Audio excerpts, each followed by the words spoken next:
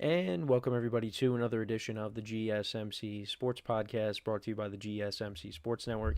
As always, I'm your host, Kenneth Gruenfelder, and it's great to have you guys here on this Thursday, March 13th. We have a lot to cover on the show today. Before I get into all that, just want to remind you guys, as always, to tip or donate and get your comments recognized. Make sure to hit that super chat button in the chat if you want to see me acknowledge any thought or comment you may have throughout the live broadcast. Makes the show more lively, more entertaining between myself, the host, and you guys, the viewers. We appreciate you guys' viewership each and every day, so any contributions you can make to the show means the world to us as we put out content for you guys each and every day. And also, the other way to help out the show is by going to the link at the bottom of the show segment on the ticker, gsmcpodcast.net.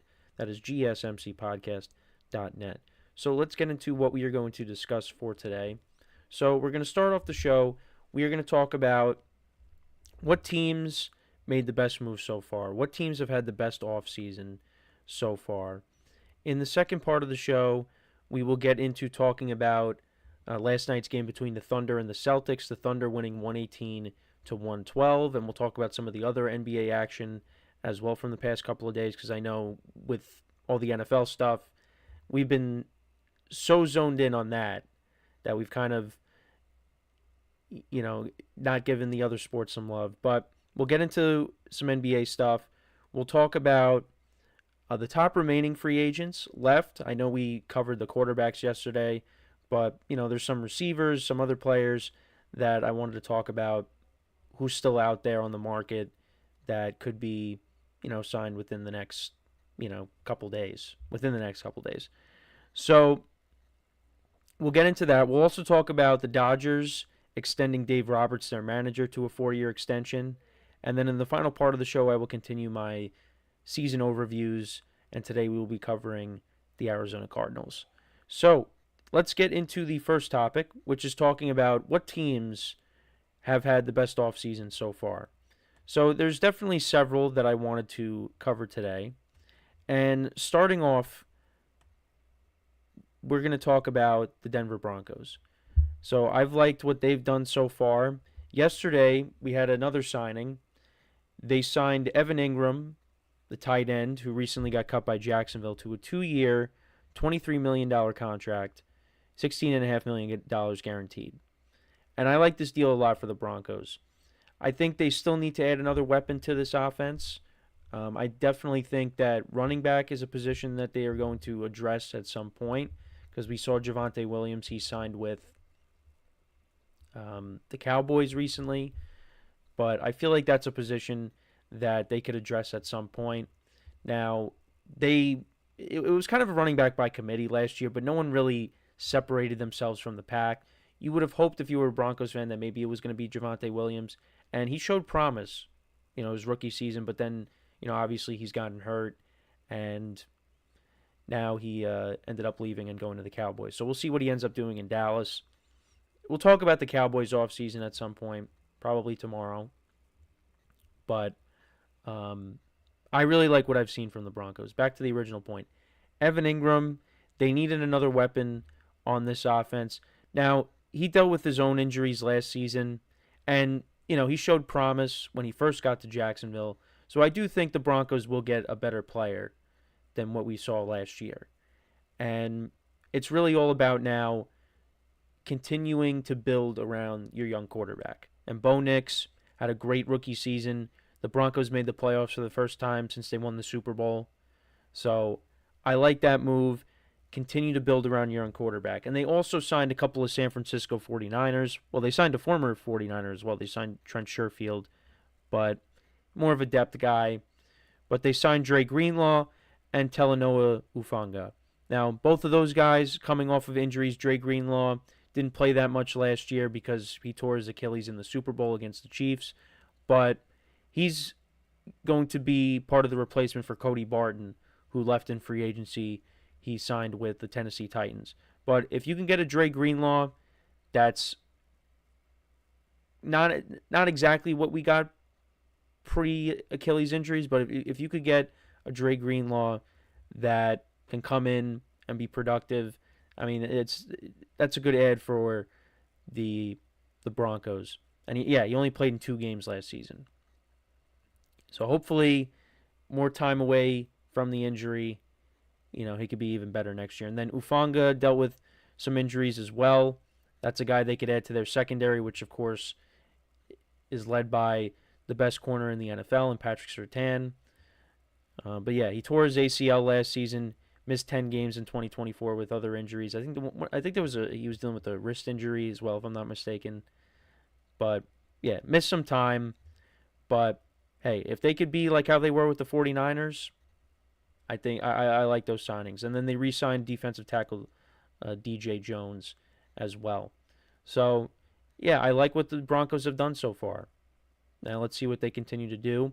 Now another team that I really liked what they've done is the Minnesota Vikings. Key weaknesses on the team last year.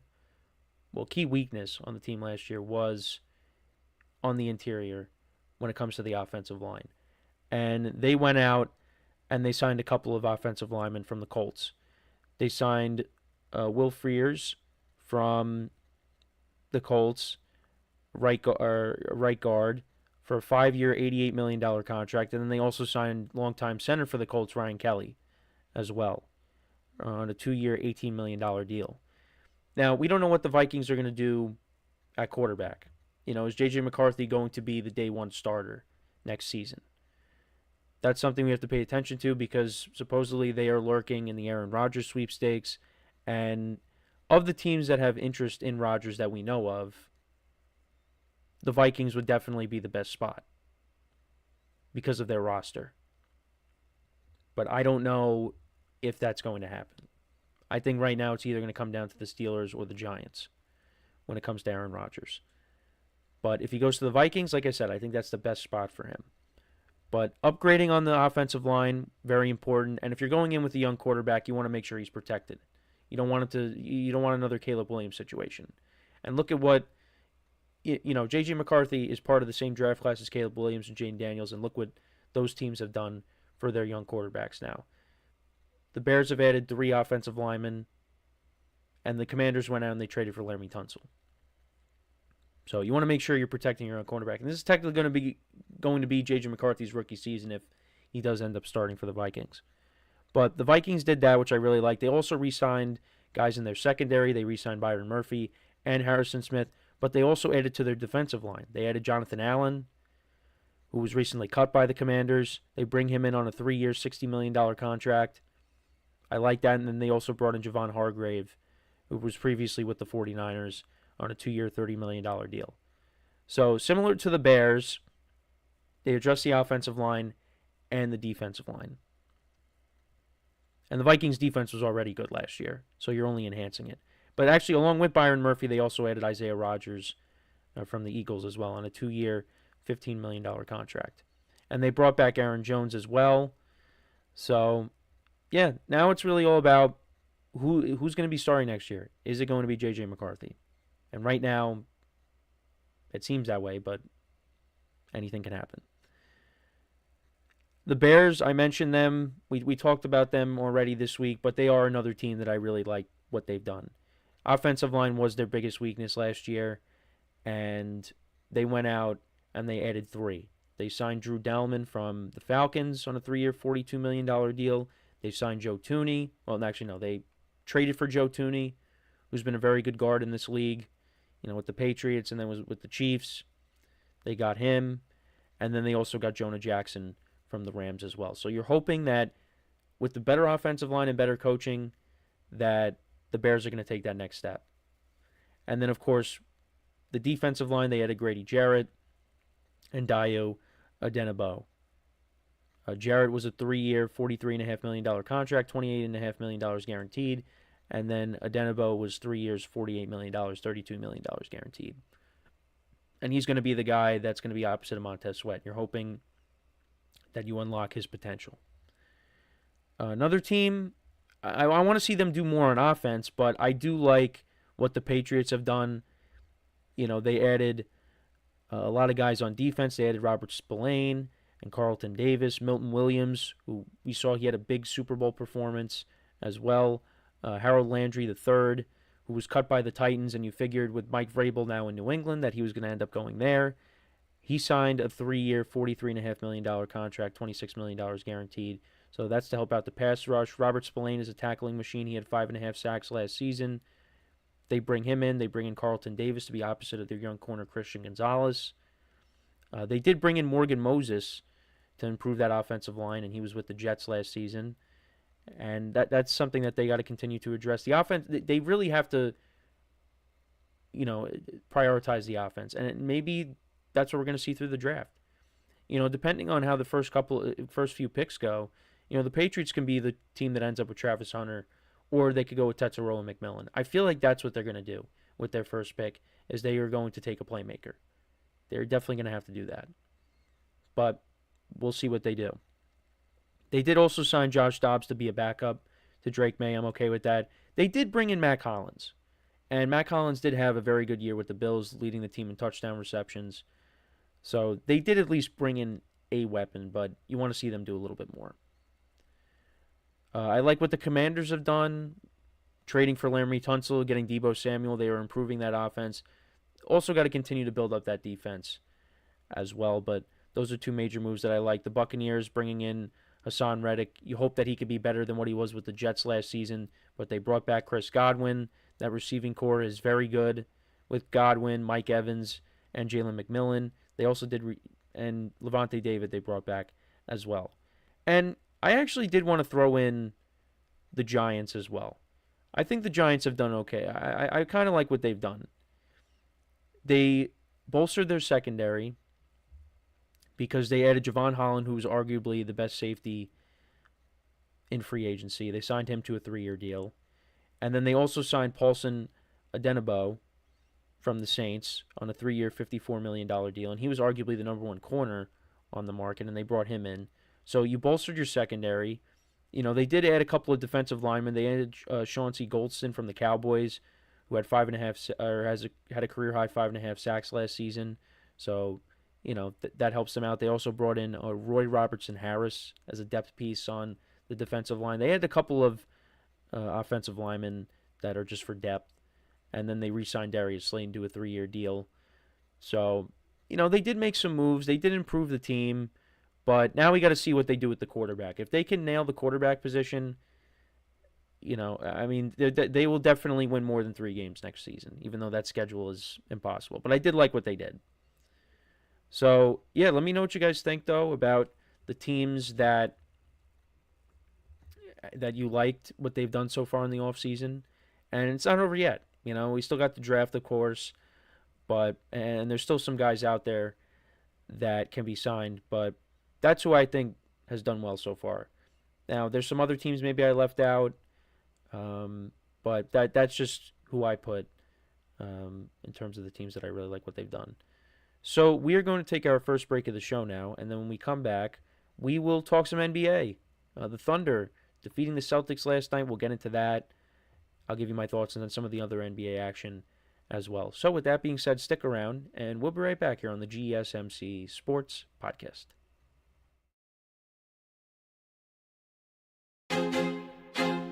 I feel like I'm losing my mind. Is everybody in the world blind? Please, Lord, give me a sign, a sign. I feel like I'm losing my mind. Is everybody in the world blind? Please, Lord, give me a sign, a sign. I wanna be the greatest. Everybody on the fake shit. I look around and feel like everybody is the fakest. I make this every day and I'm impatient, hoping one day I blow up from the basement. Statement, the top is so vacant. I don't hear shit that I think is amazing. Waiting for my day when I'm playing sold out shows for 1,000 faces. Hey, give me that crown, get in my way and to be put down. It ain't your place, all this my town. If I want that shit, then I'll get it right now. I'm losing it, the noose it fits. I'm losing shit, a stupid myth. You choose to live or choose to dip. You choose to fight or lose your grip and lose a gift. Oh, I feel like I'm losing my mind. Is everybody in the world blind? Please, Lord, give me a sign, a sign. I feel like I'm losing my mind. Is everybody in the world blind?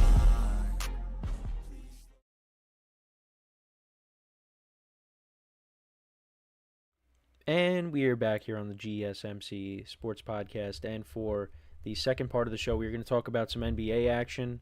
We've kind of been all focused on NFL stuff, but we possibly had a finals preview last night between the Oklahoma City Thunder and the Boston Celtics, and the Thunder got the win. Thunder won 118 to 112 over the Celtics, and might have been a finals preview. Now, you don't want to discount the Cavs because the Cavs just continue to win, and we'll talk about them in this segment as well. But it's possible. And the one thing that I was hearing after the game is just how, the Celtics, or not the Celtics, but the Thunder were really just forcing the Celtics to just take threes. And how physical they were with the Celtics. And kind of put them off their spot. The Celtics, they took 63 threes last night. They went 20 of 63 from three. And, if the Celtics don't hit their three, that's a problem. All of their starters were almost in double digits last night for the Celtics. Drew Holiday had 9 points, but he went 4 for 10. Jason Tatum, of course, another 30-point performance. Jaylen Brown, though, he only had 10 points. Now, I believe he's also dealing with a little bit of a knee injury. But still, you needed him to step up. He went 0 for 5 from 3, and then he went 5 for 15 from the field in total. Derek White had 22 points. Al Horford had 18. And then on the bench, the Celtics really didn't get a lot of production. You look at the Thunder, and their bench stepped up. You got 11 points from Isaiah Hartenstein. Isaiah Joe also had 11 points. Kenrick Williams also had 10. So, bench points, Thunder beat the Celtics there in that category. And then, of course, your two studs, Shea Gilgeous-Alexander had 34 points, and Chet Holmgren had 23. But the Thunder, I feel like some people still don't believe in them. I think, when we get to the playoffs, we'll see what happens. And this obviously is just one game. This isn't a series. But the Thunder are 2-0 against the Celtics this year. Now, things can change if they meet again down the road. I think it would be a very competitive series. And, looking on social media, many people are saying, can this be the finals? Because this would be a great finals. Now, I think if you got OKC and Cleveland, I think that could also be a great NBA finals. But for some people, you're going to say, well, it's not like we're getting, for some of the older fans or the casual fans, they're saying, well, it's not like we're getting, LeBron James against Kevin Durant. But it doesn't matter. They are two of the best teams. And then the Celtics, obviously, are right there too. And it's tough to rank them for me, obviously, because, I'm not super invested into the NBA like, some of you guys watching this are. But you do have to give respect to what the Thunder and the Cavs are doing. They have been the best teams all year. The Celtics, obviously, are NBA champions. But right now, record-wise, the other two teams are doing better. And the Cavs just continue to win games. They're on their third double-digit winning streak this season. And they could be winning 70 games this year. It's possible.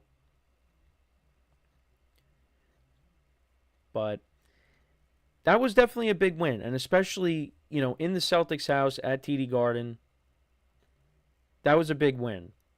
And, the Thunder are coming off of a split with the Nuggets. So that's a team that they could match up with at some point in the playoffs. That'd be a tough series. But this was definitely, a big win for them. And to be 2-0 against the Celtics, it's not going to mean anything once you get to the playoffs and, if you meet up with them down the road again. But still, you got to take that into account.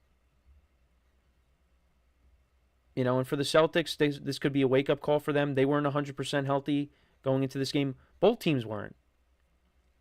Both teams were missing players in this game. The Thunder didn't have Jalen Williams. The Celtics, they didn't have Kristaps Porzingis for this game. So if both squads are fully healthy,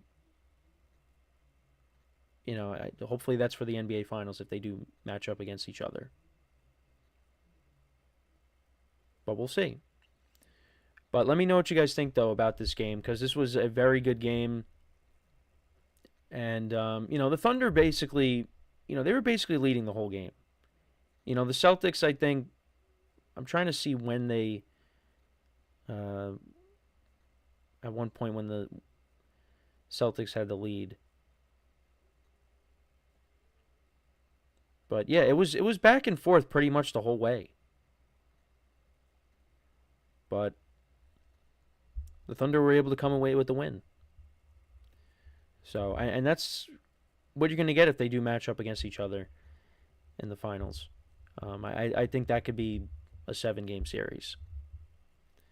But some of the other NBA action, I did want to go back to Tuesday night because the Pacers won on a 4-point play by Tyrese Haliburton.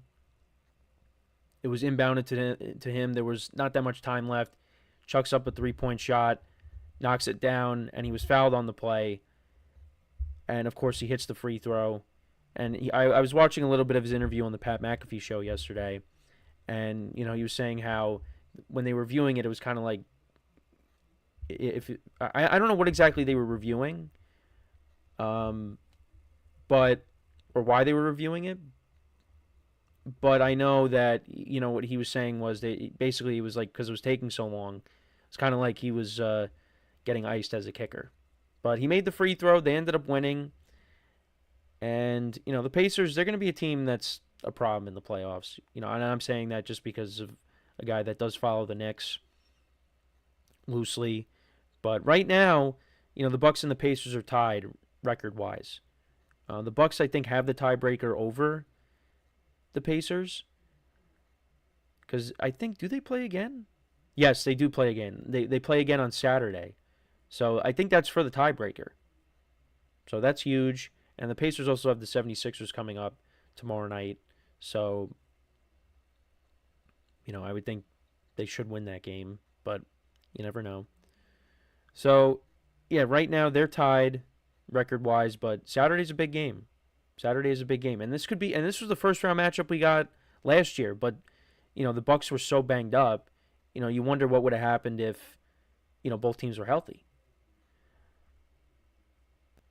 So it's possible we get that in the first round, but I did want to bring that up because that was an unbelievable play, that 4-point play. The Cavs, they just continue to win, right? They are on right now. They've won 15 in a row.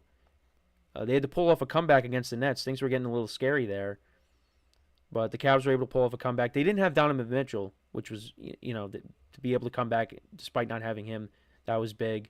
They knock off the Nets, and then last night. I brought up the Knicks. I was watching them, and they had to go into overtime with the Trailblazers, and they're still without Jalen Brunson, of course. And they were down 113-111. And Mikal Bridges, who has been widely criticized this year by how he's played, had a big game last night, and he hit the game-winning shot. Game-winning three-pointer. Knicks win 114-113. They've won 2 in a row. Knock off the Trailblazers 114-113. And like I said, Bridges came up big. Karl Anthony Towns 21 points last night. OG Anunoby 23 points. Every single starter was in the double digits. Josh Hart was not great shooting the basketball. He was 4 for 14, but he had 11 points. He also had 11 rebounds. So there was that, and then you had Deuce McBride also 11 points. Not really much production out of the bench. Mitchell Robinson had 3 points off the bench. Shamet and Cameron Payne both had 6. But like I said when we talked about the Knicks, they just got to tread water until Brunson comes back. And they're in a great spot. They're probably going to be the 3rd seed. Right now, the Pacers, the Pistons, and the Bucks are all 5.5 games back of them for the 3. I think the Knicks should be okay. And I think they have enough to get by. I mean, if Bridges continues to step up like he did, and he also, kind of called out Tom Thibodeau for playing the starters way too long, which is something that, he's done. Called him out, and he went out and had a big game. You want to keep these guys fresh. You don't want to run these guys into the ground because that's what happened last year. That's what happened last year in the playoffs, and then they were really shorthanded. But I think part of it was just guys really just got hurt. I mean, I don't think you can make that argument, but then you see Josh Hart, playing with his hair on fire in the playoffs last year, and really just every single time he's on the court. And, he got hurt as well, but, he played through it. But, if Bridges could step up, Karl Anthony Towns being back, OG Anunoby's had some big games of late. And obviously I did just mention Josh Hart. But this team without Brunson, obviously without Brunson, they're not a championship team. But, they could at least get by and then just hope that he comes back, for the playoffs, which he should. So, but yeah, big win for the Knicks last night. The Timberwolves, they knocked off the Nuggets. They won 115-95. Clippers got a win, 119-104 over the Heat. But yeah, I mean, the biggest game from yesterday was, of course, the Thunder and the Celtics. We will be getting Lakers-Bucks tonight. No LeBron. So we'll see if Luke is dealing with a little bit of an injury too, but I think he should be playing, I would imagine. But that's a big game tonight. You got Warriors-Kings as well. Magic and the Pelicans, Bulls and the Nets, Pistons and the Wizards. But yeah, the two TNT games tonight. That's what to focus on. Really, Lakers-Bucks is what's to focus on. So yeah, let me know what you guys think though about a possible finals preview, the matchup between the Thunder and the Celtics last night, some of the other NBA action that's happened recently. Let me know in the comments some of your thoughts. So before we go to break, just want to remind you guys once again to tip or donate and get your comments recognized. Make sure to hit that super chat button in the chat if you want to see me acknowledge any thought or comment you may have throughout the live broadcast. Makes the show more lively, more entertaining between myself, the host, and you guys, the viewers. We appreciate you guys' viewership each and every day, so any contribution you can make to the show means the world to us as we put out content for you guys each and every day. And also, the other way to help out the show is by going to the link at the bottom of the show segment on the ticker, GSMCpodcast.net. That is GSMCpodcast.net. So, when we come back from our next break, we will get back to NFL stuff, and we will talk about who are the top remaining free agents left on the market and where they could potentially end up. So, with that being said, stick around, and we'll be right back here on the GSMC Sports Podcast. Looking for your daily fix of sports talk without having to pay for it? GSMC Sports Network is available on YouTube. Just search GSMC Sports Network. Get your fix of daily sports talk shows on YouTube, absolutely free. NFL, college football, NBA, MLB, MMA, UFC, fantasy football, and so much more. GSMC Sports Network has shows running all day long, with new sports shows starting every 2 hours. Just like on your favorite cable sports channel, except GSMC Sports Network is absolutely free. Just search GSMC Sports Network on YouTube to catch one of your new favorite shows, like the GSMC College Football Podcast, Chip Shot Football Podcast, Hoops and Heels Women's Sports Podcast, GSMC Basketball Podcast, and so many more. Check it out for yourself. GSMC Sports Network, now available on YouTube absolutely free. Search GSMC Sports Network on YouTube right now.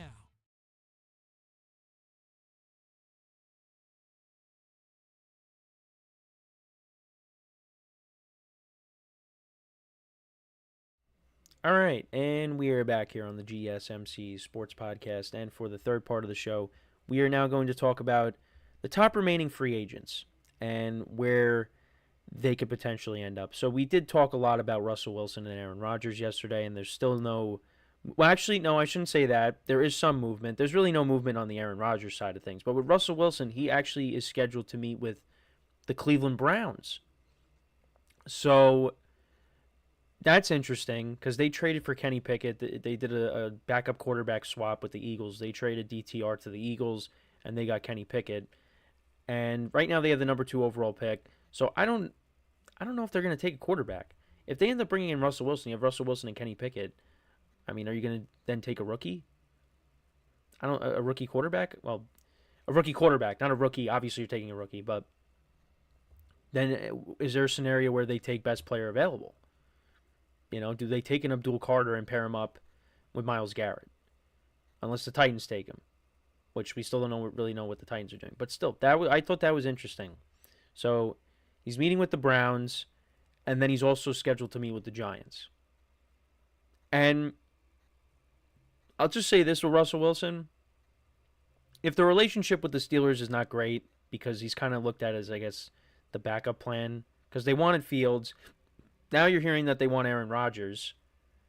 And Russ is kind of just sitting there like, all right, well, I guess I'm the fall guy, or I'm the backup plan in case, those 2 options don't work. Well, now Fields signed with the Jets, and, we're still waiting on Aaron Rodgers. So Russell Wilson, I think he is probably going to end up with the Giants.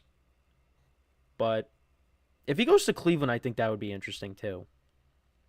Russell Wilson in Cleveland. And then, of course, with Rodgers, I don't know. We got to wait. We got to continue to wait. But he was released by the Jets. Cooper Kupp officially released by the Rams. That is probably one of the top free agents, is Cooper Kupp. He kind of goes at the top of the list, or near the top, especially when it comes to the wide receivers and who's left. I mean, there's many teams he can end up on.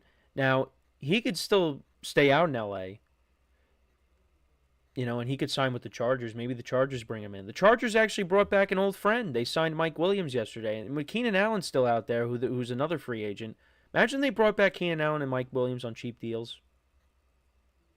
I mean, listen, if I'm Justin Herbert, I would be okay with that. I would be okay with that because you have familiarity there.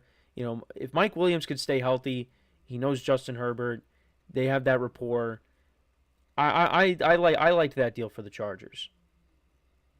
But Keenan Allen, where's he going to go? He said he's either going to go to L.A. or he's going to go back to the Bears. So I think he's either going to the Chargers or he's going back to the Bears, which, I mean, with the Bears, what they're doing, and they got Ben Johnson now, I'd maybe go back and play with them. But, hey, listen, if Jim Harbaugh says, hey, if you want to come in at this price, and Keenan Allen's like, you know what, I want to reunite with Herbert. You have Herbert. You got Herbert throwing to McConkey, Keenan Allen, and Mike Williams. Definitely an upgrade, getting some old friends back. We have Fantasy Icon in the chat. He says, will Kupp stay healthy, though? How much does Kupp get for how long? I mean, I would think like the years won't be. I mean, it could be maybe a 2-year deal or something, maybe 2 or 3. Money wise, I really couldn't tell you. I mean, he's not going to be making. It's going to be affordable for the team, And will he stay healthy? Look, that's something that's been a problem for him the last few years, is staying healthy. Now, I don't think it's him just suffering these non-contact injuries. Like he's pulling something. 2023, yes. But last year he got hurt because of how, he was tackled against the Cardinals. 2 for $25 million, maybe. But I think Kupp can stay healthy. I definitely think he can. But I think the Chargers could be a good spot for him. I know the Cowboys were floated around, but then I don't know. I saw something that said they're not in on Kupp, and then there's something that says they could be in on Kupp. But he wants to go to a contender, I would imagine. So, maybe he wants to stay out on the West Coast. Like I said, you go to the Chargers, but I saw the Vikings. Maybe I brought that up yesterday. Imagine him, Justin Jefferson, and Jordan Addison. I mean, that would, if J.J. McCarthy's a starter, and you also have T.J. Hawkinson and Aaron Jones, and you improve the offensive line. I mean, if J.J. McCarthy can't succeed with that offense, then I don't know what to tell you. But, maybe he goes there. There's a lot of teams that could be a fit for him. The Patriots desperately need wide receiver help. But the Patriots are not necessarily a contender. Now, I definitely do think with the moves that they've made, I think they are going to be a better team. But they have to they got to upgrade that offense.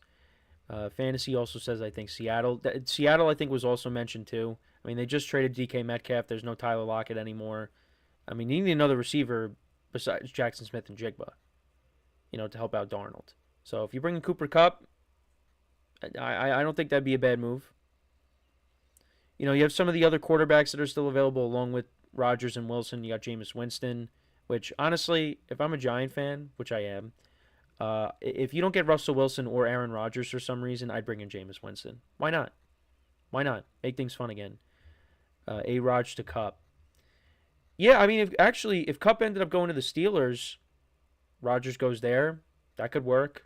You have DK Metcalf and George Pickens, the 50-50 guys, the 50-50 ball guys, and then you got Kupp over the middle. Or Pat Freiermuth. You take that. But yeah, Jameis Winston, that would be my next option if it's not Russell Wilson or Aaron Rodgers. But supposedly the Giants would want Flacco, which, sorry. If the Giants were a contender and let's say they had a star quarterback that went down and Flacco was the backup, that'd be different. But, yeah, no, I don't know if I want to have January Joe on the Giants. You were with the Jets. It didn't work out for you. Don't come to the Giants. But it's just crazy how that could be the scenario where the Giants don't end up with Rodgers or Wilson and they end up with Joe Flacco instead. And Fantasy also agrees. Winston in New York would be gold. I would take it. It would make things exciting. Although he would throw a lot of interceptions, which would make you want to pull every strand of hair out of your head. But still, I would take that. Some of the running backs that are still available, you got J.K. Dobbins, who, of course, was a comeback player of the year candidate with the Chargers. It's not going to be the Chargers he's going to go back to because, they signed Najee Harris. But I don't know where he could end up. I mean, I feel like he could be a complement to another running back. I know I just talked about the Giants. If they brought him in and paired him up with Tyrone Tracy, I don't think that would be that bad. I'm trying to think of who else could maybe bring him in. Maybe the Browns. Fantasy Icon has now given us a follow. We appreciate that. Yeah, I mean, there's a lot of teams, and then you got Nick Chubb as well. What's Nick Chubb's market? I feel like somebody is going to sign him. I know when I was watching the free agent frenzy on NFL Network, they talked about the Saints really don't have another running back now besides Kamara. I mean, they have Kendre Miller, but they did release Jamal Williams. Maybe they want to pair someone up with Kamara. It's possible. Kareem Hunt's also a free agent. Gus Edwards, Alexander Madison, Cam Akers, Travis Homer. Kyle Juszczyk will definitely get picked up. I saw something that said maybe the Chargers could be interested. I feel like that's definitely a Jim Harbaugh signing, and he did play with the Ravens, Juszczyk, so he was with the Harbaugh already. So, Chargers brought him in. He's a guy that, plays a unique position. I guess if you want to call the fullback position unique. But he can make plays. He could definitely make plays. If you put in some plays for him, he can catch the ball. So I think he could be someone that could help out a team. And then you also got Miles Sanders as well out there. The Panthers released him. They actually brought in Rico Dowdle. So Dowdle goes to the Panthers. So it's going to be Rico Dowdle and Chuba Hubbard. And then, Jonathan Brooks, of course, tore his ACL again. So he's really not going to be a factor next season until, I guess, late in the year, if at all. And then some of the wide receivers, we talked about Kupp and Keenan Allen, Tyler Lockett. I think he goes back to not go back, but he reunites with Pete Carroll. I think that's what's going to happen because the Raiders need wide receiver help. Obviously, he's not really a needle mover, but still a veteran guy that you could bring in. I think that makes sense. Deontay Johnson is also out there. I mean, he got passed around last year, with the Panthers. Then he was with who was he with first? I think he was with the Ravens, and then he was with the Texans. Yeah, so he was all over the place. So we'll see if any team picks him up. Amari Cooper, that's interesting. Could the Cowboys maybe bring back Amari Cooper? I could see that on a cheap deal, maybe opposite of CeeDee Lamb. Listen, they brought back Zeke for 1 year, so maybe they bring back Amari Cooper. Amari Cooper could definitely still play, and I'm curious to see where Stephon Diggs ends up. Somebody's going to sign him, right? Where's Diggs going? That is a good question, fantasy icon. I don't know. I don't really know. The Green Bay Packers, I think, were a team coming in that I think they need wide receiver help. They need a upgrade at that position because none of the guys really took on that number one role last year. So, maybe they sign one of these guys on a cheap deal. And then they kind of go through some of the other positions as well. So Tyler Conklin's out there. Team needs a tight end. Offensive tackles, you got Cam Robinson, Tyron Smith, and Jarek Wills. We'll see where they could potentially end up. Mekhi Becton, who was productive when the Eagles moved him in to the interior on the offensive line. You got him out there. Tevin Jenkins from the Bears. Brandon Sheriff from the Jaguars. Will Hernandez, Shaq Mason. Will Hernandez was a former Giant. Brandon Sheriff, that was a guy I remember a lot of Giant fans wanted him. So it would be kind of funny if it went full circle and the Giants brought him in because they do need an interior offensive lineman. And then edge rushers, you got Von Miller out there, Zadarius Smith, Azeez Ojulari, Dante Fowler, Matthew Judon, Dennis Gardick, and Josh Uche. Calais Campbell, Eric Hendricks, who was with the Cowboys, Rasul Douglas. A team's definitely going to pick him up. Asante Samuel Jr., Mike Hilton, Stephon Gilmore. Those are your corners that are available. And then for safeties, you got Justin Simmons, Julian Blackmon. So, we'll see what happens. But I think the biggest, guys that are out there are, the quarterbacks, obviously. And actually, I do have some breaking news. Some breaking news speaking of quarterbacks.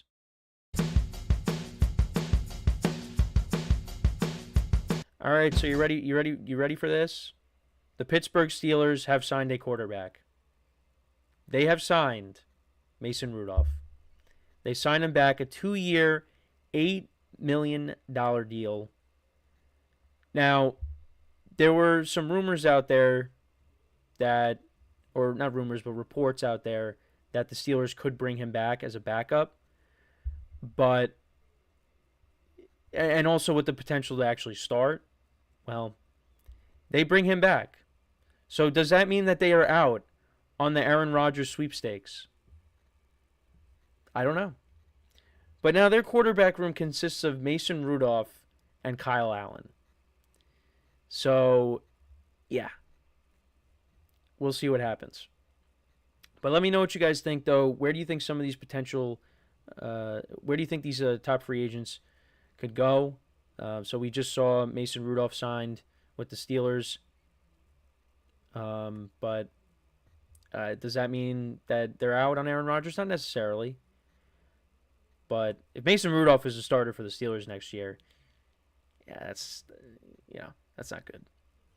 So we are going to take our next break, and then when we come back, we will talk some baseball. We'll talk about Dave Roberts receiving a contract extension from the Dodgers. So we'll shift over to baseball for a bit. Fantasy in the chat says to mentor Rudolph. I really don't think at this point Mason Rudolph needs mentoring. Mason Rudolph is a backup. That's what he is. That it can win you some games. Because look what he did for the Steelers down the stretch in 2023. He won 3 straight games. They made the playoffs, and they lost to the Bills. But yeah, we'll talk some baseball when we come back. So with that being said, stick around, and we'll be right back here on the GSMC Sports Podcast.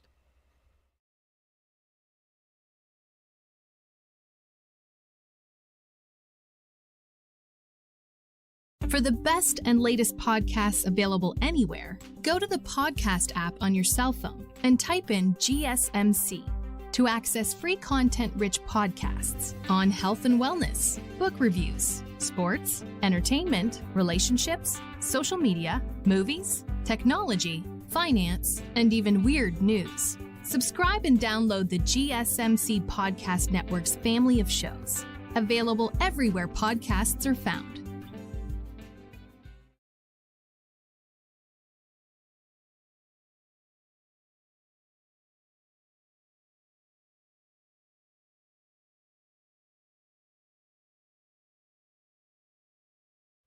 And we are back here on the GSMC Sports Podcast. And for the fourth part of the show, we are now going to talk about Dave Roberts, the manager of the Dodgers, receiving a 4-year contract extension. And, this is coming off of a World Series championship.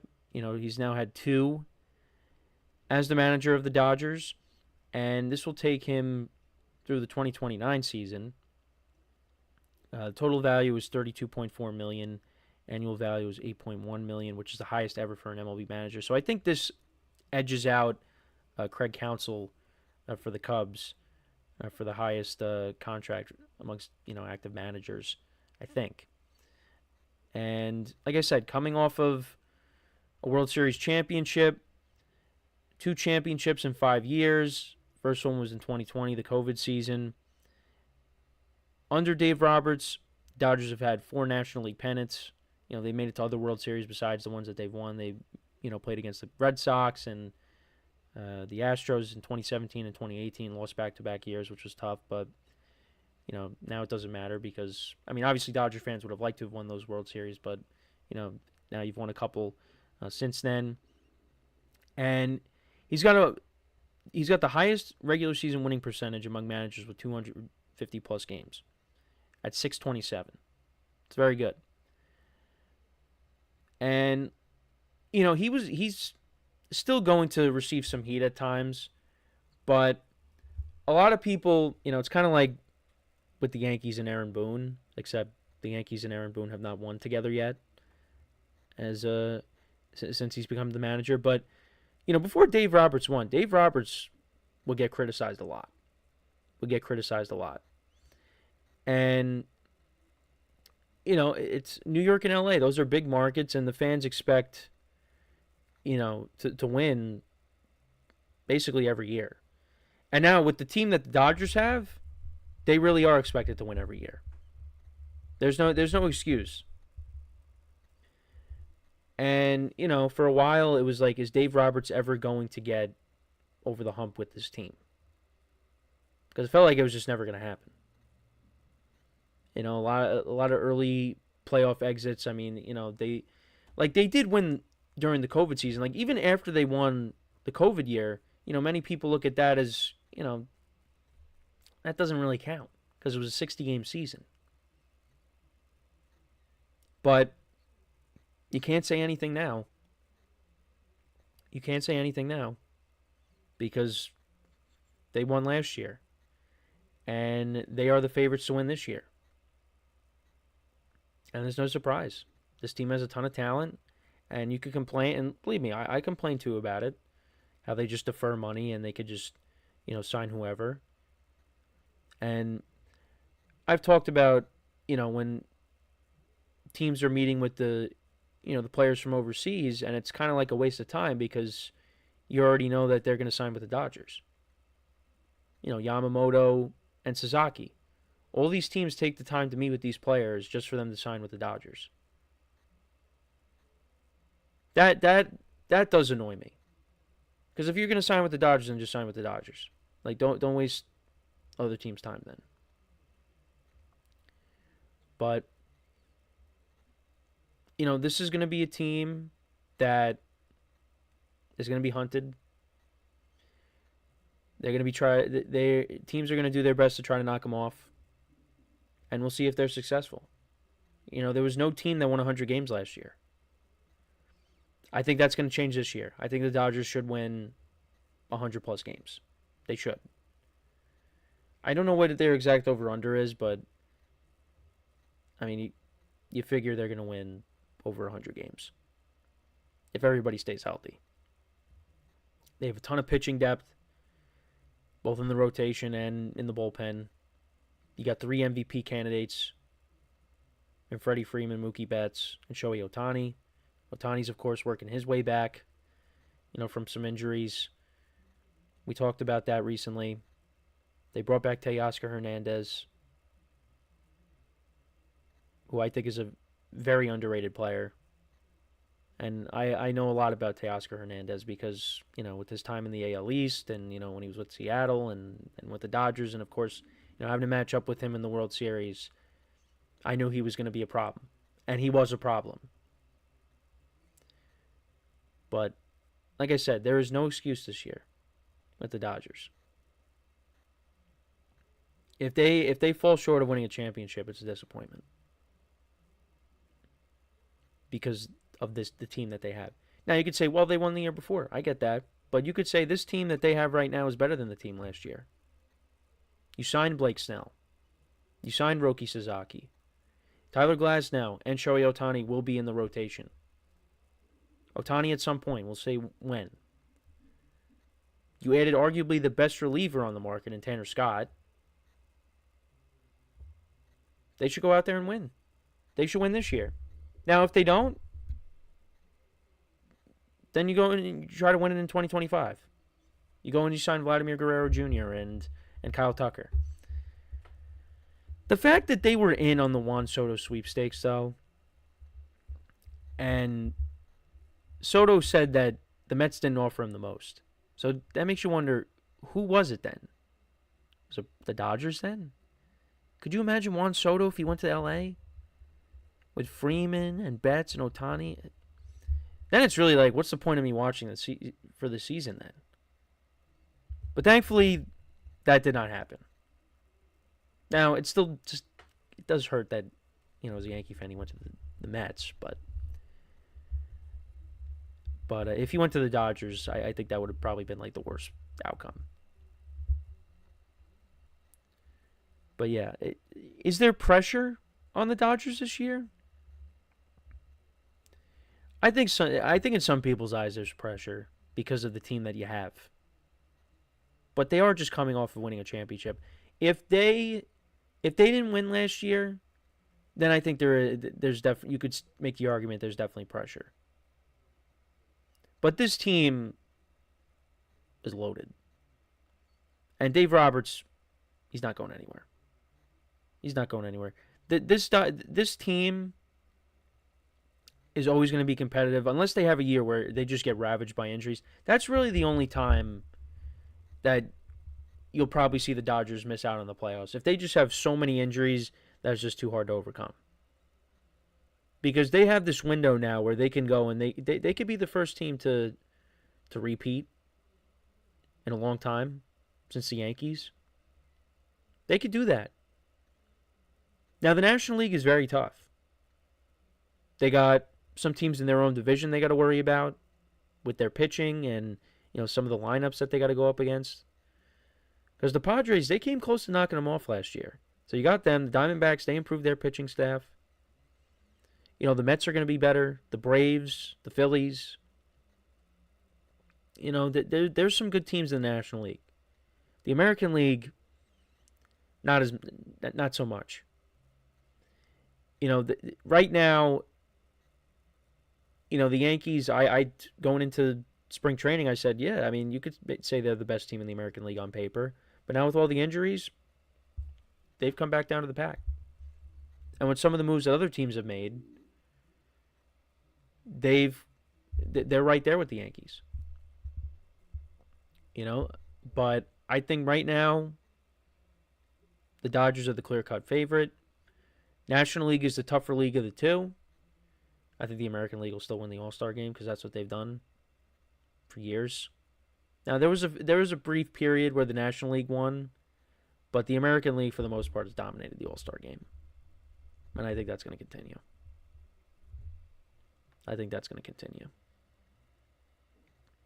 Even though you could say, well, look at the National League stars that we have. But I don't know.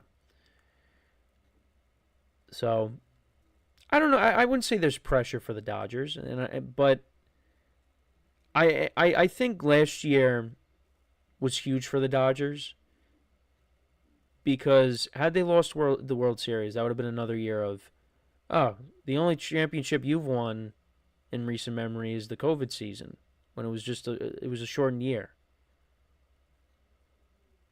Like I said, you can't say that now. They went out and they finally did it. And it wasn't easy. You know, the Padres gave him a tough time. The Mets gave him a tough time. The Yankees just at times beat themselves in the World Series. That definitely could have been a better World Series. But they just, you know, like Joe Kelly said, I believe, you know, they just kicked the ball around. And they did. They did. And questionable decisions. And that could have been a closer World Series. But it wasn't. It wasn't. So it's going to be a big year for the Dodgers. And you know what? They're going to be, as much as it's annoying, they are going to be a fun team to watch. They are. Because of their lineup. And seeing, you know, these Japanese star pitchers with Yamamoto and Sasaki. And eventually when Ohtani comes back. They are going to be a fun team to watch. They are going to be must-see TV. And if you have the MLB package and, you know, your team's not on and you happen to be up late, tune in and watch a little bit of the Dodgers. Because they are going to be a force this upcoming season. But let me know what you guys think, though, about Dave Roberts getting a 4-year extension. How do you feel about that? How do you feel about the Dodgers going into the year? They're going to be very good. That's really all I have to say. So we are going to take our final break of the show now. And then when we come back, we will talk about the Arizona Cardinals. I will do a season overview on their season and talk about what they have to do to improve their team. Now, they did make some improvements already. There's one signing that I really like that they made since the free agent period has begun. So we'll get into all that when we come back from our next break. So, with that being said, stick around, and for one final time, we'll be right back here on the GSMC Sports Podcast.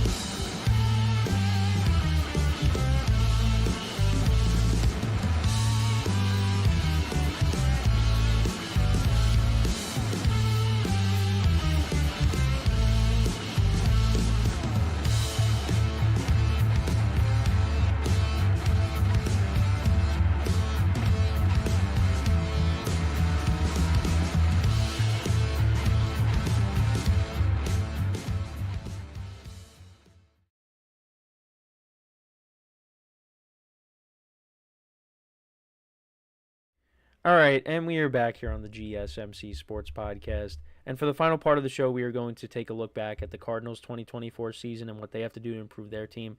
But, you know, just thinking to myself during the break, so the Steelers brought back Mason Rudolph, obviously. And, you know, they talked about, hey, we were either going to bring back Justin Fields or Russell Wilson.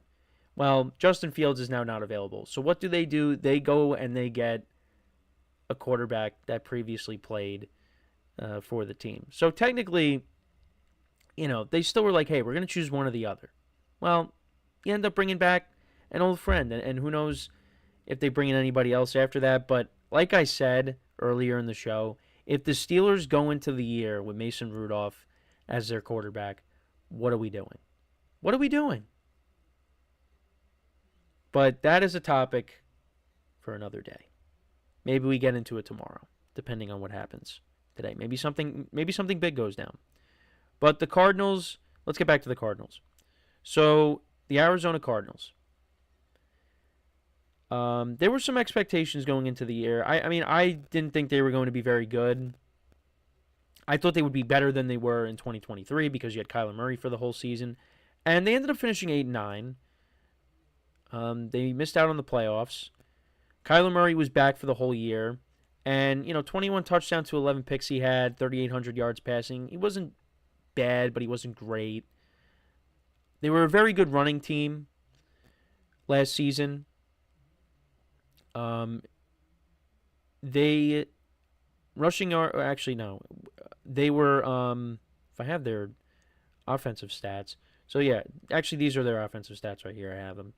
So passing yards per game, they were 18th, and then they were 7th in rushing yards per game. They averaged 144.2 rushing yards per game, which is very good. And then they were 11th in total yards per game. So their offense was not bad. Could have been better, of course, but was not bad. Their defense, though, was the lesser of the two. Total yards per game, they were 21st in the league. They gave up an average of 342.5. Points allowed per game, they were 15th. They were giving up 22.3 points per game. Passing yards allowed per game, they were 14th. Rushing yards allowed per game, they were 20th. They were 13th in the league in sacks, and then 24th in the league in interceptions. So their defense was not very good. They have the 16th pick in the draft. And then, they have a second, a third, a fourth, a fifth. And I think they have 2 7s. So, there's some improvements that they can make to the team. Now, the one move I do like that they've made so far is they signed Josh Sweat. That's going to help out the pass rush for this team.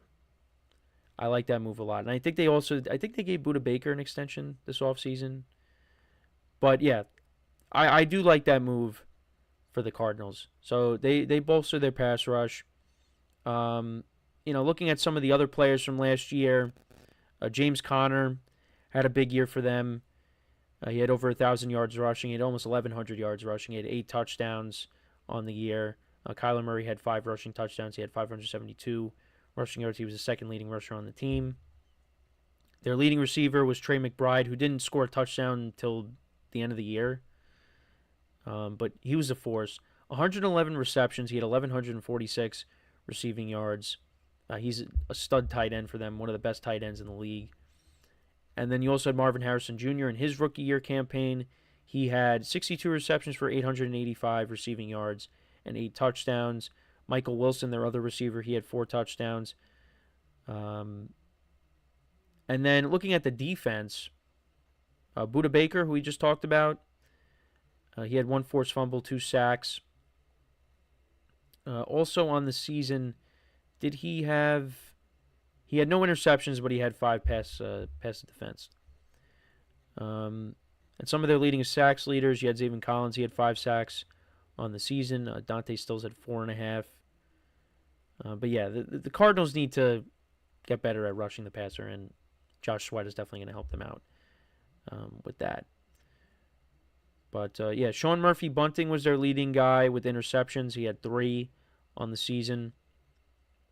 And then you had Matthew Prater and Chad Ryland both kicking field goals for them this year. And Prater was 6 of 6 and 10 for 10 for extra points. And Chad Ryland was 28 of 32 on field goals. And he was 26 of 27 on extra points. He was actually 4 for 4 on field goals that were 50-plus yards. So that's pretty good.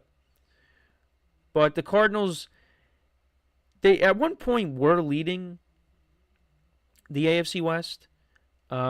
They got off to a tough start against the Bills because, they were winning that game. They were winning by a lot. They were up by, what were they up by? Well, not by a lot. They were up 17-3, but Josh Allen and the Bills came back, won that game 34-28. We actually saw, the first ever kickoff return with the new rules. That was, I think that was DJ Dallas that ran back that kick. But yeah, they lost a close game there. But then, after Marvin Harrison Jr. in week 1, I think he had no catches, right, in his first game? Or no, he had 1 catch for 40 yards. Then in his second game, he had 4 receptions for 130 yards and 2 touchdowns.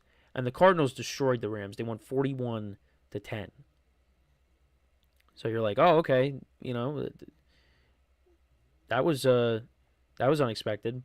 So they win that, but then they lose their next 2. They lose to the Lions and the Commanders, 2 playoff teams. But then they win that game against the 49ers. Kyler Murray has a big run in that game. They outscore the 49ers 14-0 in the second half. So they improved to 2-3 on the season. But then they end up going to Lambeau Field, and the Packers destroyed them. The Packers won 34-13. But then they won 4 in a row. And they were 6-4 at one point, going into the bye. And you thought, okay, they're looking good right now. But then they proceeded to lose their next 3 games. They lost to Seattle twice, and they also lost to the Vikings by a point. And the Cardinals actually had the lead late, but Sam Darnold, with 1 minute left, he threw a touchdown to Aaron Jones. So that was a tough loss. But then they beat the Patriots. Then they lose that game in overtime to the Panthers. And that was tough. I forget, there was a crucial play that happened in that game. I don't know. I think I forget what happened in the game. But there was either way, the Cardinals, they were playing for a playoff spot. Panthers, just playing for pride. That was a big loss for them. And then they ended up losing to the Rams 13-9. That was close to the end. But, Cardinals ended up losing that. And then, they won the final game of the regular season. And Kyler had 4 touchdowns. And they went 8-9. But they had a chance to win that division. And, like I said, there's a lot they can improve on. They definitely could use another weapon. The defense just needs a lot of work. I think this is another team that I think could go defensive heavy, or maybe they take a receiver with their first selection, or they take a receiver in the second round. But, tight end, they're fine. Quarterback, we've heard that Kyler Murray has been in trade rumors. So, I don't know, how true that is. But, they could use another pass catcher. Defense needs a lot of work. But, yeah, with the Cardinals, though, do you move off of Kyler Murray? Where are the Cardinals going with Kyler Murray? It just seems like every year, you think like, hey, look, this could be the year for the Cardinals, and then they fall flat. So how long is it going to be before they decide they want to go in a different direction? I don't know. But I think Kyler at times looked good, but also at times he doesn't look so good. So I don't know. I still think he's a decent quarterback, but I think his ceiling is limited. I think we're now well into his career. We kind of know what he is at this point. Still looking for that first playoff win. He's only had 1 playoff game, and it was really bad against the Rams when the Rams went on and won the Super Bowl. So, we'll see what this year brings. But the Cardinals are not a bad team. They improved from 2023. I think I had them around, what did I have them at? I have them at like 6 wins, I think. And they won 8. And you figured, they swept the 49ers and, they beat up on the Rams. Hey, could this be their year? No. They ended up losing twice to Seattle. They have a problem with Seattle for some reason. They let Zach Charbonnet, I actually forgot to bring that up. I did bring up them losing to Seattle twice, but they let Zach Charbonnet run all over them in that second game when they lost 30-18. How many yards does Charbonnet have? He had 134 yards and 2 touchdowns. The Seahawks ran for almost 200 yards in that game. They ran for 176 yards. So, defense needs some work. The offense, you had another playmaker or two, and we'll see. And there are some receivers out there, so maybe that's a potential destination for Cooper Kupp. So, you got him out there. Stephon Diggs is out there. Keenan Allen. even though Keenan Allen has his sights set on LA or the Bears again. But, the Cardinals really haven't been that active in free agency so far, other than the Josh Sweat move, which, again, that's a move I liked. So we'll see. There's still some other guys out there that they can go out and get. But let me know what you guys think about the Cardinals and their season. There's a lot they can improve on. Pass rush, secondary, linebackers. I mean, they could address all that. That definitely needs some more. And if they could really improve their defense, they could be even better. So, yeah, let me know what you guys think about the Cardinals in the comments. And with that, that is all the time that we have for today. Thank you guys for tuning in. Make sure to check out all the other shows as well on the network. Make sure to leave a like and subscribe and comment as well. Try to get to the comments if you do comment.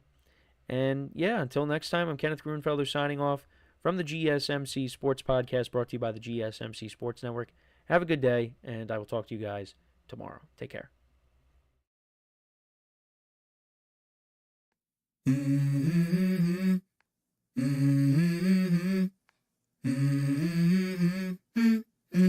Let's go. I wake up to a little bit of drool on my pillow, feel like it's gonna be a bad day. Yeah, I'm tired of shit, and the coffee ain't hit yet.